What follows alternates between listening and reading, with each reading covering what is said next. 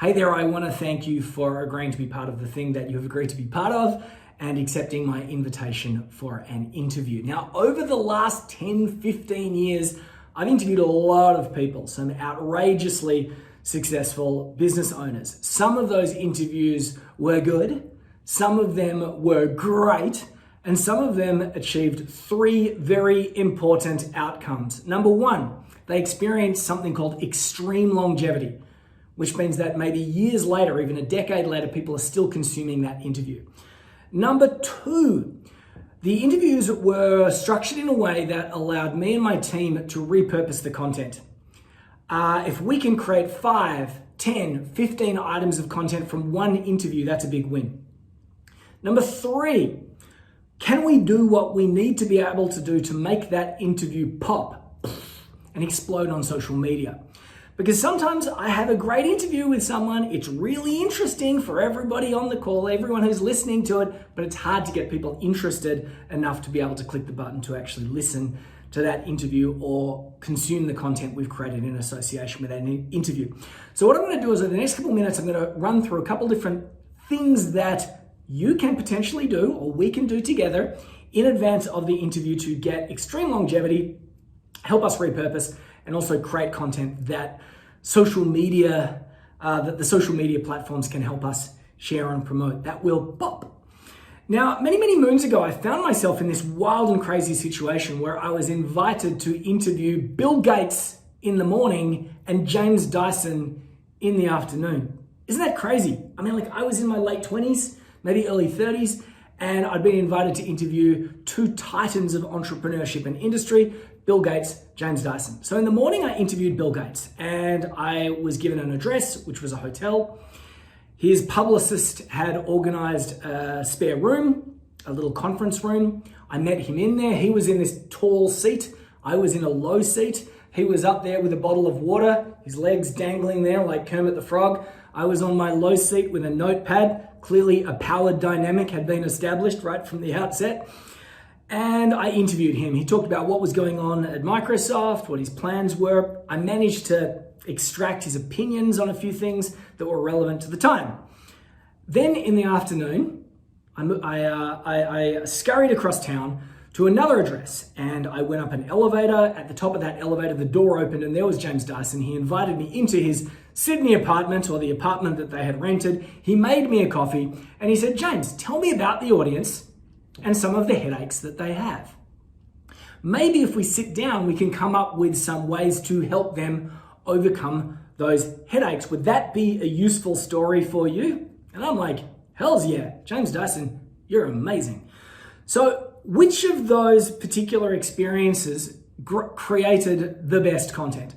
Well, the Bill Gates story was great. I mean, for 24 to 48 hours, we got a lot of interest from that.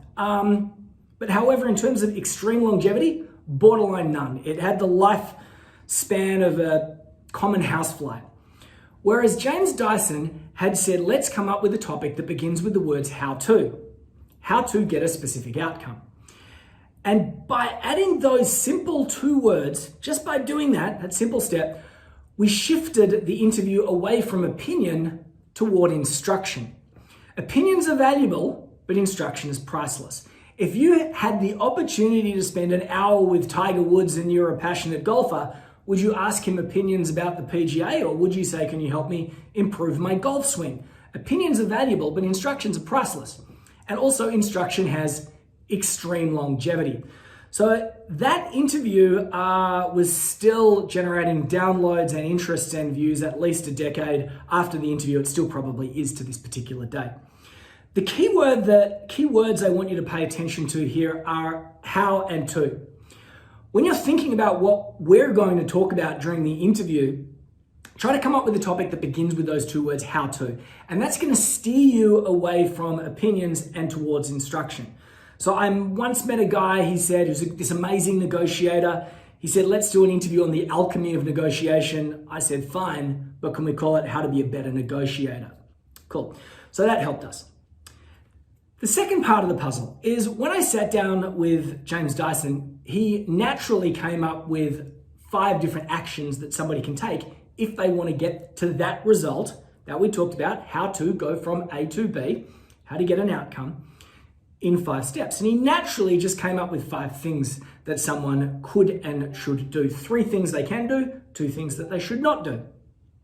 Now, what was really powerful about this, aside from creating a little bit more longevity, is that it allowed us to repurpose the content. We could create 5 blog posts.